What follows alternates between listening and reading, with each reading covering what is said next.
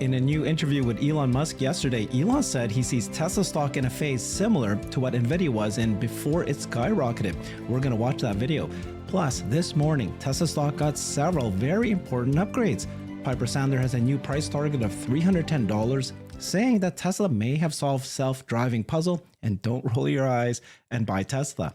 Second, we have Morgan Stanley now making Tesla their new top pick in US autos. Morgan Stanley raised their price target to also $310, saying that Tesla's AI infrastructure assets are booming and that Tesla stock will skyrocket once we see stabilization in auto. As a bonus, Jeff Lutz has found something significant in the earnings deck that others in Wall Street are now picking up on. Thanks to Jeff. Jeff Lutz is a multi-decade supply chain executive and chief quality officer, and now CEO of his own high-tech manufacturing consulting firm. Thank you so much, Jeff. Hey, Herbert. Great to be with you. Good morning to everyone. Afternoon, evening, wherever you are. Okay. So Jeff and I just came back from a great weekend at the X Takeover. So we're both a little loopy. Let's get started though, because while we were at the X Takeover, Elon dialed in and he had a Zoom and we had a special, kind of presentation by him. And he said a number of things. So we'll do a second video where we're going to cover more of those clips. But today we'll watch the one he's talking about, Tesla stock. Let's watch this. I love retail investors, I have to say. Because I think retail investors or individual investors are they're like making a decision to support the company, and that's super appreciated. I think we have the highest retail investor percentage of maybe any company, or maybe certainly one of the highest, and I think that's really a good thing. And there's going to be sort of ups and downs in the stock price for random reasons, but I do feel confident that the long-term value of the company will be extremely high. I think the best analysis I've seen is like Kathy Wood's company, ARK Invest. They've been the most accurate in the past, and it's the value of the company is going to be kind of nutty with unsupervised full self-driving and with Optimus. I sort of wonder ultimately what money will even mean in the future, because if you've got robots that if the cost of goods and services are driven to almost nothing, I think we will, assuming it's a positive future, which I think it probably will be, then we're headed for an age of abundance. So I do feel like maybe that Tesla's kind of in a phase right now similar to what NVIDIA was in before NVIDIA stock went bananas. And I have to say, NVIDIA deserves the valuation they've got. Jensen and his team have done an amazing job. And but it really goes to show the value of any kind of AI, a company that is strong in AI it's just going to be crazy. And it will dwarf the value of companies that do not have advanced AI. Really will be profoundly different. It's the simple sort of productivity back of the envelope math for cars is that, typical passenger car is about 10 hours of use a week. It's called like an hour and a half a day for 7 days, so it's about 10 hours. But if it's autonomous, it could be used 100 hours a week. Now, I'm not sure what the average usage would be, but average usage in autonomous mode might be 50 hours, but certainly it could be used 100 hours of 168 hours a week. So that would be a 10x increase in the productivity of the car, but it costs the same. So if you just do the basic math on that, it's like, okay, now you go from 20, 25% margins to 90% margins. It's insane. Yeah. And then that, for cars that are owned by customers, then we'd obviously revenue share with the customers, and so the owners of the cars, I think would earn quite a bit more than the lease cost or financing cost of the car when it's in autonomous mode. So but if you just think of asset utilization efficiency, and you go from 10 hours a week of a car to 50 or 100 hours a week, and it's the same car, it's the biggest explosion in value maybe ever. Okay, two big things he said there, Jeff. The first one, you've been saying so many times, right? You've been saying that at some point Tesla stock will follow what NVIDIA stock is. And then he talked about how robotaxi will make your car value even more than what you pay for it. But let's start with NVIDIA. Yeah, I think what Elon does in here is he talks about the business and says the price will vary here or there. There's macro conditions, there's other things. He's not telling you a price by a date or whatever. He's talking about the business he's building. And I think that's what we like to do on your show, quite frankly, Herbert, is really talk about the business and the objective elements of the business and how it compares to others and what's been done in history and what it could mean in the future. So I love that. The point takeaway one is he's talking about the business, and he says, when NVIDIA, was in kind of, they were in the, call it in the shop floor, working on AI in the background. He was talking about it, but it wasn't really being picked up. And meanwhile, a lot of their revenue was coming from, gaming. Even before that, it was coming from crypto mining and so forth. And meanwhile, NVIDIA was telling you like, hey, we're hacking away at this in the background, and we're going to have an unbelievable, AI solution. And basically, this is where GPUs take over data centers and swap out the CPUs, $1 trillion plus market. And everybody's like, yeah. Just tell us what your current earnings are in the current 90 days, and where do you see the next 90 days? And that wasn't always so compelling for NVIDIA, and the stock price, kind of moved around and suffered a bit.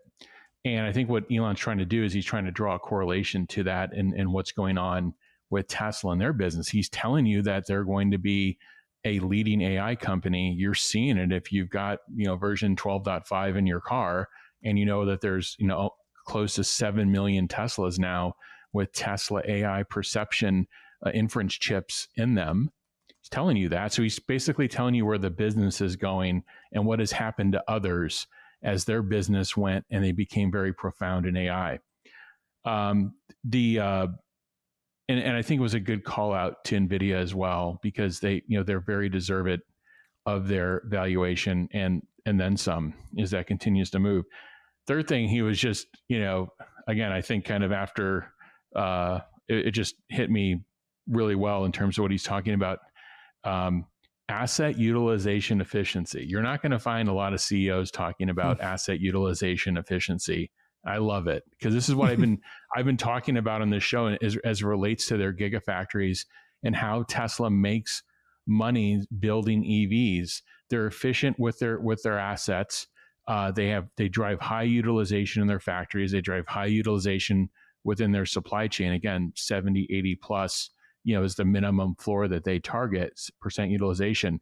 If you really looked at the asset utilization in factories of others, it's, in the 20 to 50% range. And this is, reported widely in the auto industry. But Elon was talking about the asset he's applying that dynamic to what it will mean now for automobiles. And as automobiles become automated and they drive themselves and they have their own brains, they have their own computers, and they become automated. And this isn't, as far in the future as it used to be 3 or 4 years ago.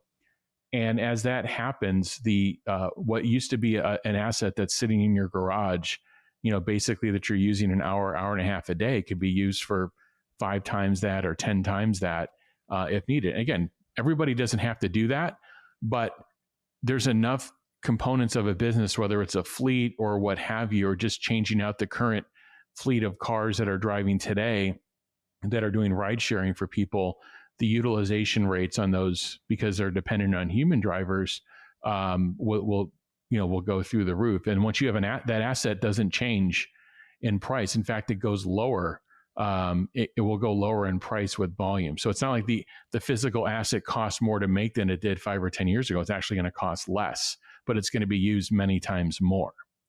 And that's where you get this massive appreciation evaluation. So it's a good call. He's talking about the business and, and where the business is going. And that's where we like to focus on. So Elon continues to talk about the business and where it's going. And then the people like us, retail, we follow this closely. We say the same thing about where the business is going. And one of the things he's talking about, of course, is robotaxi. Then he's talking about how your current car, when it becomes autonomous self-driving capable, it's going to increase in price, and it's going to also be a demand driver. People should be buying that car because eventually it won't be a debt. It'll be an income statement. So guess what? We're now finally seeing more and more institutional firms actually recognizing this morning, two firms, Piper Sandler and Morgan Stanley. Now, take a look at the words that they're using. So this is Piper Sandler. And they're saying that they're reiterating their price target to $300. But look at the words that they do. Tesla may have solved the self-driving puzzle. Don't roll your eyes. Buy Tesla. I think Piper Sandler was rolling their eyes for months until just now. The words that they said was, we think investors have grown accustomed to ignoring Tesla's hyperbole around FSD, but Tesla's version 12.5 update is revolutionary. Maybe they actually drove it finally and realized that it's revolutionary. We think investors should consider the possibility that Tesla's decision to host a robotaxi event isn't a ploy to distract from falling EV sales. The firm expects Tesla's FSD take rates to inflect sharply upwards by 2030. Ultimately, just like a cheap flip phone, we don't think anyone will buy non-FSD cars. Fantastic to finally hear it from an institutional firm. Yeah, this is what we've been talking about, Herbert. What we said is it's hard to predict, but at some point, Wall Street analysts have to flip from these every 90-day sprints of okay, what's happening with this, what's happening with that, how many cars were built and shipped. That emphasis is going to slowly fade, I would say. There's still going to be, you still want a business that is doing well. Obviously, you still want gross margins. You still want it to be creating free cash and so forth. So you still need that as a floor. So that is, I'm not saying that goes away completely. That is an important thing. The question is it everything you talk about, and is it everything you obsess about, or are we now entering in this 6 to 12 or 18 month window where if you fast forward to the end of that window, is FSD supervised solved? So now is a Model 3 and Y. You can look physically at a Model 3 or Y today and like, yeah, they're nice looking cars, but all of a sudden now tell somebody that those cars completely drive themselves intervention free. Anywhere you want to go, you press a button, you say where you want to go, and it does it. And I think we've talked about this as eventually coming, and we've been excited. We've been incrementally excited. Every FSD release that comes out is like, oh, it's better, it's better. But now what Tesla is doing with these training models, when we get these major point releases, call it from 12.3 to 12.4 to 12.5, that these are new models. There's greater parameter count, so there's more dials for them to use, kind of what to pull in, we're kind of in a different we're at a different level now. And so this is now, if I were to summarize it up, instead of talking about these 90-day sprints, and I mean, it's now like, okay, at the end of this, call it 6 to 18 month window, do you have supervised FSD solved? Do you have new compact, lower cost vehicles ramped in full production that are using your existing CapEx and capital? So it's going to be a much smoother ramp, and then pulling forward these modules from the next vehicle. And then do you have this new platform vehicle under development? It's a 25K vehicle. Do you have this cyber cab under development that is going to revolutionize, ride sharing transportation? And what Tesla has told you is, and we're going to see some notes that say that reiterating that they're on track to deliver these things both in the first and second half of the following year. And the question is where do you want to be positioned? Where do you want to be sitting? On what side of this do you want to be? Do you want to be worried about are they going to build 470,000 cars or 460,000 cars next quarter, or do you want to be considering the fact that they're getting close to solving FSD supervised, and now it's not this will we ever do it? It's more of like the targets are in a sight and they're just trying to converge on it. So the question is what side of that do you want to be on in that 6 to call it 18 month window with all these things coming? And I haven't even talked about the bot, and I haven't talked about all these other things that Tesla is doing. Let's stick with that, but I can't wait. And about 10 minutes from now, when we get there, we're going to talk about you saw something in the earnings call, and a few others have. But the beautiful thing is actually the things you've been saying started to percolate, and now we're seeing Wall Street listening to what you said, which is great. Thank you, Jeff. That's why we needed you. We're going to cover that. So here's back to Morgan Stanley. Let's get through them. It's funny. Let's go through them quickly. But they're saying things that we retail investors have pointed out a while ago, which is good news. So this is Morgan Stanley stock jump because Stanley also made Tesla their new top pick in U.S. autos ahead of Ford. And they have a 40% upside to their 310 target as well. And the reason why is because, let's start with this one. Cost-cutting restructuring has stemmed the downside risk to the EV business. Tesla's second quarter results came within 3 to 4% of consensus. Stripping out the restructuring charges, thank you. Stripping out the regulatory credits, which we'll cover. The over $0.6 billion of restructuring charges recognized by Tesla in the quarter, combined with other actions, has helped lower the break-even points to levels where Tesla can still generate positive cash flow at an enterprise level, even with EV capacity utilization 69%. Still making cars, we know that the company is aggressively redeploying incremental resources, technology, people, and capital away from the auto side. We found it notable that Ford management spent more time in the second conference call discussing EVs than Tesla did. Yeah, there you go. You've been talking about this. Now they said it. Yeah, and what they're doing is they're breaking down the earnings call into logical chunks, and they said even at 69% utilization, I guarantee you that 69% utilization is tops in North America and maybe globally. We'll see. And I mean, there's other auto shops that are running, factories that are running at half that, just to give you some flavor on that. And what companies target is a floor is somewhere between 70 to 80% utilization. So, and by the way, that 69% utilization that he's talking about, that was in a quarter where Tesla purposely slowed production so that they can burn the inventory off from Q1. Why was there inventory from Q1? It wasn't because people didn't want to buy Tesla vehicles. It's because they had those supply disruptions with the Model 3 and with Berlin and so forth. So I just, that utilization is going to creep up pretty significantly because they removed CapEx, they removed labor in Q2 as part of these reduction efforts.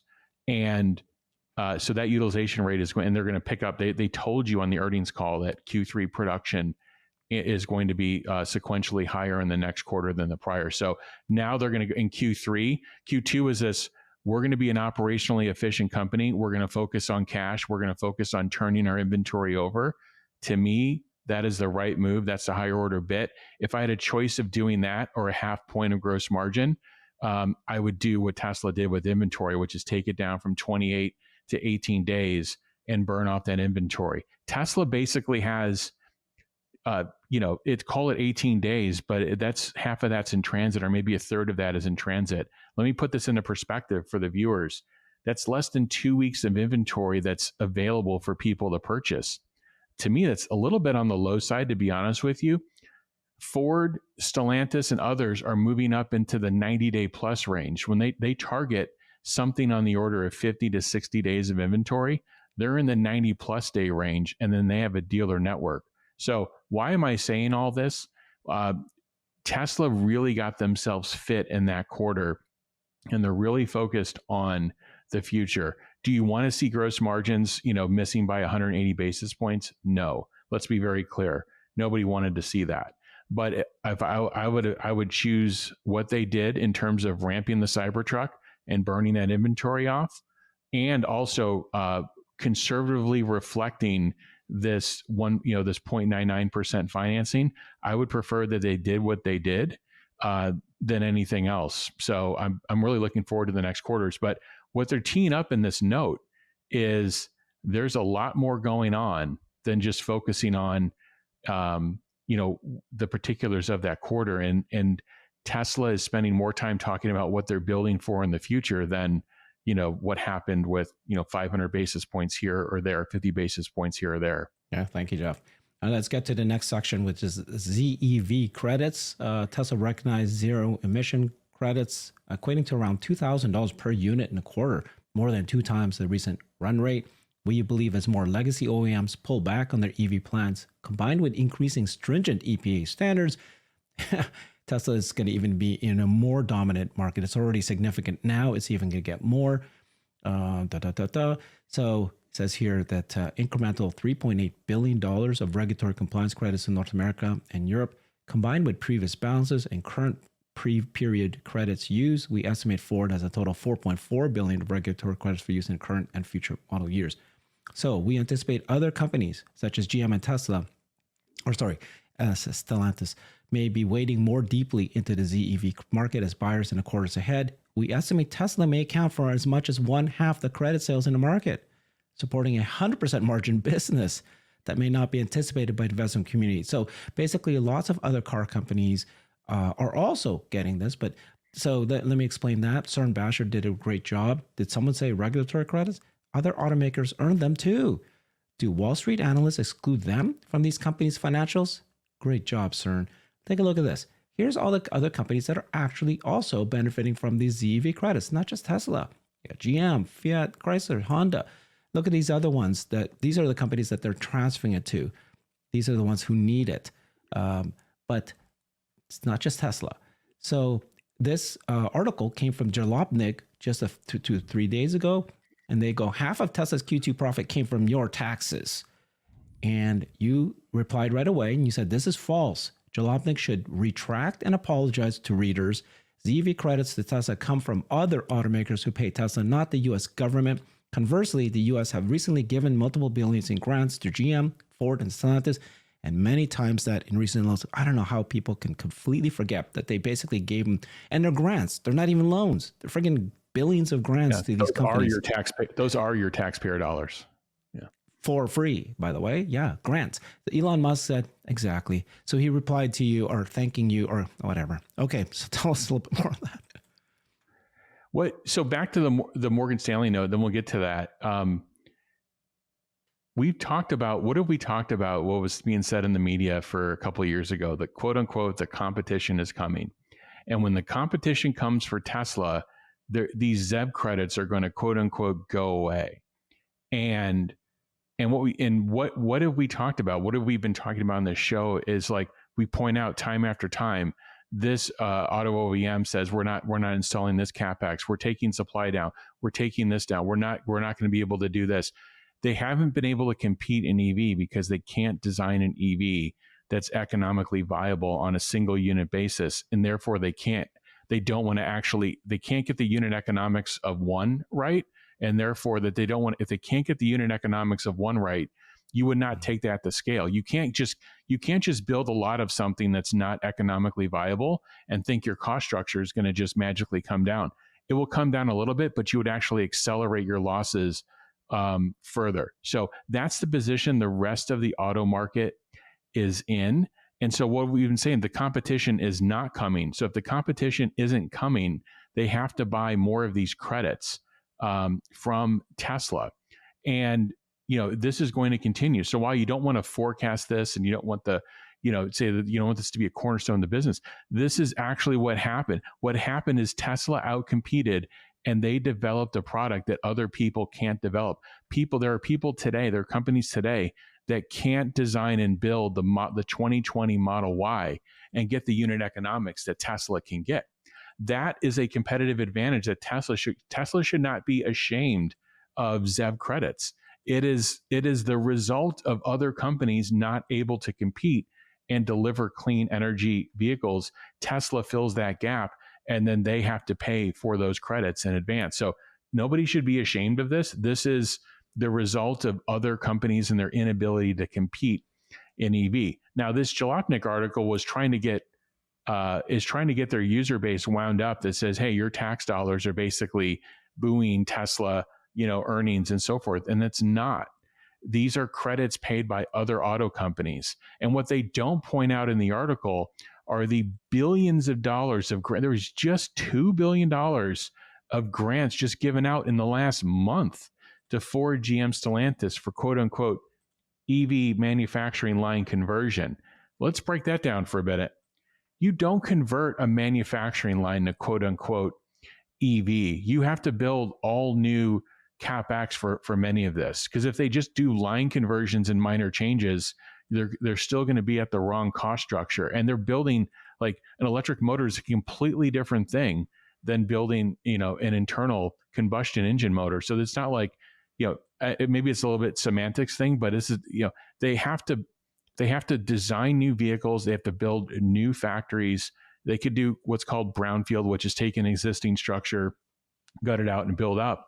But the point is the U.S. government is in, we can pull up the articles. It's over $20 billion in the last 2 years just in loan guaranteed loans, with conditional closes on them, I should say, and grants, which are this is money you're being given, and it's given to auto companies that have union labor. So they are separating out and they are carving out the Teslas and the Rivians and the Lucids of the world when they do that.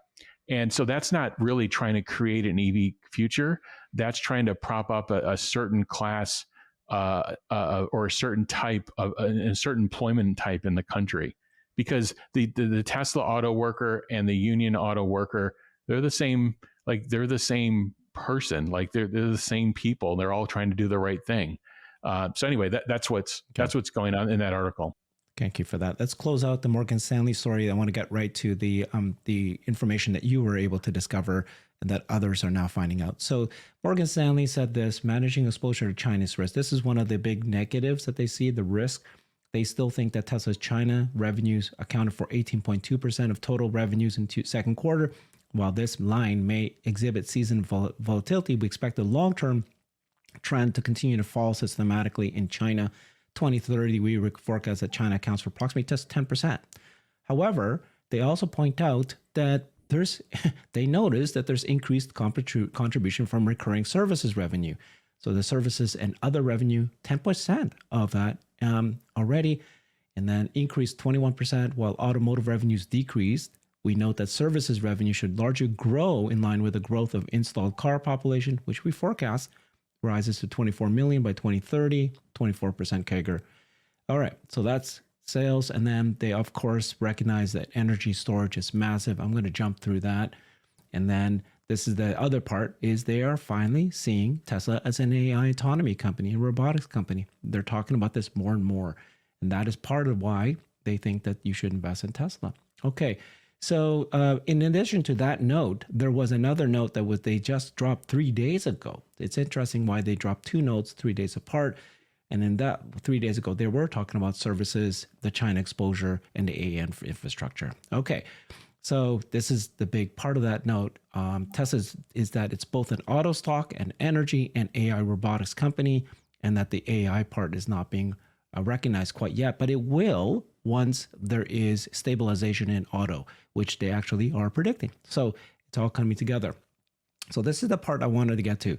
Omid Afshar works for Tesla, and he pointed out the part in the earnings update. He said this was written on that earnings update, plans for new vehicles, including more affordable models, remain on track for start of production in the first half of 2025.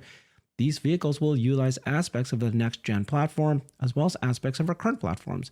We'll be able to produce on the same manufacturing lines as our current vehicle lineup. This approach will result in achieving less cost reduction than previously expected, because it's not the unbox, but enables us to prudently grow our vehicle volumes in a more capex efficient manner during uncertain times.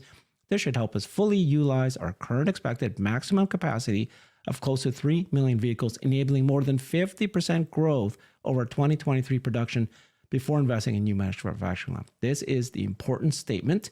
You kept pointing that out. And so you were at, you were at my show, you were at other people's shows, and people are going, credit Jeff Lutz for bringing this up. One of the most under-talked parts on the Q2 earnings slide, and then he kind of reiterate what we just said there. And then you said, this is being missed by Wall Street. Production and production capacity are two different things. The earnings exec says they'll increase production by 50% over 2023 production. So in 2025, 2.7. Oh my God, Jeff, I'm embarrassed. I think I've been making the same mistake. I kept saying his production capacity is going to go to 3 million, and you're saying actually they said production. Please explain. Yeah, capacity is right. So let's talk about the difference between the two. Yeah. Just to quickly cap off the Morgan Stanley note, they're saying China becomes more competitive, services revenue is growing, and this AI infrastructure piece is a real deal. What Tesla is doing. So and what Elon reiterated in terms of like Dojo's the real deal, we're going to compete. I mean, these are gigantic takeaways from the earnings call, but this one I'm going to talk about here shocked me that there wasn't a single analyst. We're talking about, it's for all intents and purposes, it's August now. We're talking about 5 months away. The next calendar year, Tesla says they're going to grow their production. What comes out of the factory, 50%. And everybody's barking about what's happening in EV and what's happening. You have an auto industry that is flatlining and in decline. And we've talked about this in other shows. Don't confuse other auto manufacturers building and ballooning inventory with any kind of sales growth. They're putting more into inventory in terms of percent growth than their sales growth. And here you've got Tesla, who runs at 18 days of inventory. They basically run at a fraction, literally, call it 20% of what some of these other companies are running in inventory. And they said, hey, we're going to take our capacity. Everybody's talking about taking capacity out, flatlining. The auto industry is tough. Tesla says we're going to grow production 50% in 2025. That's our target. And if you followed Tesla over the last 10 years, they are not a company that looks at like a baseball analogy. They're not a company that looks at the fence, and says, I'm hitting the home run, it's going to happen, and don't worry about it when it comes to their auto production management. They manage that very closely. They've got intelligence, they've got information. They don't screw their supply base over. When they go put the CapEx in their factories and they tell suppliers to put the capital in, they build it and take it. So what was missed in earnings? What was missed in earnings is Tesla is going to increase production output. So it's 1.85 million production in 2023. Right. And they're going to take that to basically, 2.7 and change. When you take your production to 2.7 and change, remember we talked about utilization and the 70-80% target on CapEx. So if your production output, is at 2.7, you're probably putting in CapEx. Remember, Tesla changes this throughout the calendar year. They don't start January 1st and says our CapEx our capacity is 3 million and it stays 3 million the whole year. No, they actually tend to grow it throughout the year. So what Tesla's saying in 2025 is output at 2.7, that's our target, which means their capacity is going to be around 3 million units or just over that. And how are they getting to that capacity? Are they just going out and buying more CapEx? No. Look what they just did in Shanghai. They took their click rate off the line of every 42 seconds for Model Y, and they took it from 42 seconds to 30 seconds. When you do that, you actually net increased your capacity by 28%. And I'm not sure people are understanding, how Tesla's actually doing this, nor do they need to understand it. But it's not just they go out and buy more CapEx and then they depreciate it over time. In some cases, they do have to buy more CapEx, but they're actually becoming more efficient. But again, everybody's worried about what happened from 23 to 24. And Tesla told you we're in between two growth waves. And now what they're telling you at 2025, that's done. We're going to grow 50% in 2025 on the backs of these new vehicles. And I believe on FSD supervised being solved, and that when you go to buy a 3 or Y, you're buying a car that drives itself. I believe it's going to be robotaxi designed vehicles too. I know. I think so. Tesla actually clarified it. This is the existing CapEx. This isn't actually assuming the CapEx for the robotaxi. The CapEx for the robotaxi is going to be the unboxed CapEx, and I think that it's going to be additive to that number. Okay. Whoa. Again, it's not shipping in 2025. I want to be very clear on the robotaxi side. There may be some robotaxis that ship. I'm not sure in 2025. They said they're starting production in the second half, but the scaling for the robotaxi starts in that second half, which means they got to go install that CapEx. And I believe that when they talk about 2.7 million production in 2025, there's not a lot of robotaxis in that yet. Okay. Thank you for correcting me. That makes sense. This is a big deal. You've been correcting not only me, but the beautiful part is Wall Street is listening to you. They're hearing it. And that's the critical thing. That's why we're doing this show. I appreciate that so much, Jeff. Just one small example is Gary Black had to edit his post. He said, as pointed out by Jeff Lutz, You can find him on X, by the way, as the Jeff Lutz.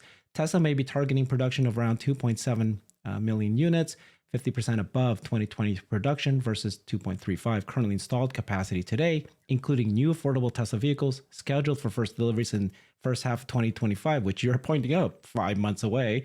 Management indicated in the second quarter earnings release a current expected maximum capacity of close to 3 million vehicles, including the more affordable models, which will be able to be produced on the same manufacturing line. We have suggested previously that Tesla's TAM expansion into the $30,000 segment is being significantly underestimated by the street. We're currently expecting 2025 deliveries of just 2 million and 2025 production of just 2 million. As we saw with introduction of Model Y in 2020, there's a little cannibalization, blah, blah, blah. Here it is. It's coming. So, Jeff, thank you. You know. And even in the beginning, Herbert, of Gary's tweet, he kind of makes it look like it's, going to 2.77 million production versus 2023 capacity of 2.33. And what I'm telling you again, those are two different numbers that shouldn't be compared. The 2.7 production should be compared to whatever production we think Tesla compared it to 23 production, which they said is going to be pretty close to 24 of 1.85 million. So that's the big jump. You can't mix a production conversation and a capacity conversation. Just like, again, there is a relation, but they're not a one-to-one. Yeah. Same thing on the delivery side. And again, I think that when they talk about production of 277, that's a big number. But I don't even think that that's inclusive of the additional capacity they're going to have to put in for robotaxi. So now you start thinking about what's the 2026 picture look like. It's shocking to me that we all missed it. Thank you for pointing that out. It's a big deal. One more thing, Herbert. One more thing. I think you have to think of the backdrop of so is Tesla's going to build lower cost vehicles? I mean, maybe 4 to 6K lower, and then they can do what they want on the pricing side of it. But the other thing we haven't talked about, and then you have full self-driving, maybe a huge demand driver. I mean, I think that's got to be one of the reasons.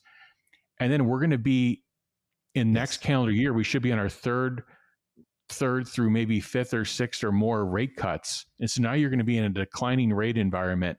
And I think when you put all those things together, and what have we told you about on this show? Tesla hasn't built up all this inventory and put all these cars in inventory that were built at their old cost structure.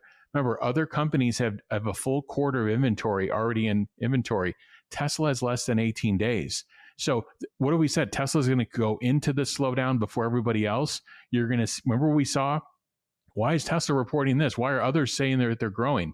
They were growing in the inventory. So now when they come out of this, Tesla's going to come out of this faster than everyone else. And this is why they're pointing to growth in 2025. Name another auto manufacturer that says they're growing their production that's in the millions of units, that's growing their production 50% in 2025. You can't find one. So now the analysts are waking up. Thank you, Jeff. Follow Jeff on X, as you can see. Very important information. The Jeff Lutz. Thanks, everybody. Bye-bye. I've created a website that is the most comprehensive resource for the Tesla investor. Please check it out. Simply go to my website at herbertong.com.